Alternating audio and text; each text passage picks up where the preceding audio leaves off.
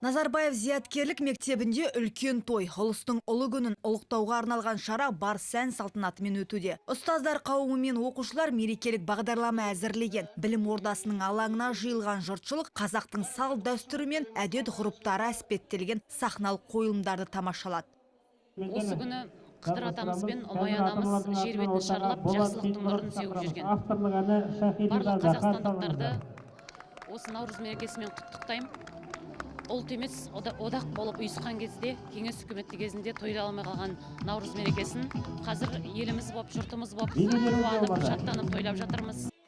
Шығыс халықтарының жаңа жылы болып есептелетін Наурыз айының 21 күні күн мен түн теңеледі. Табиғат атаулының барлығы жаңарады. Дана халқымыз мұны Самарқанның көк тасы еріп жібейді деп айтады. Көктемнің шуақты мерекесінде аразасқандар татуласып, дүйім халық ауыз біршілікте болады. Мектепте өткен мерекелік шараның мақсаты қазақы құндылықтарды кейінгі толқынның саңасына сіңіру. Ұлыстың ұлы күні жайында кеңінен мағлұмат беру.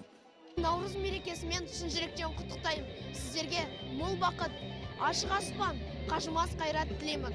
Осы мерекеде тілеген тілектеріңіз орындалсын. Ақ мол болсын, ұлыс оң болсын. Мереке құтты болсын.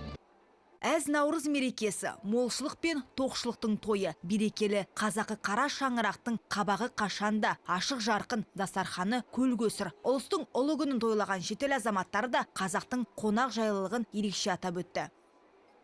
Мен Филиппиннен келдім. Қазақстанда маған ұнайды. Мерекелік шарада ұлттық тағамдардан дәм таттым. Наурыз көже, бешбармақ бауырсақтары өте дәмді. Барша қазақстандықтарды Наурыз мерекесімен құттықтаймын. Қазақстан өсіп өркендей берсін.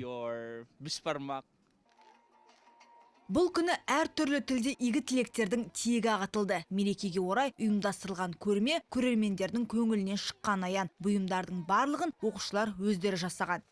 Шкатулкаларды жасадық, вазалар жасадық гүлдерге арналған, табақ астына қоятын төсеншелерді жасадық. Үйірмеде жасадық.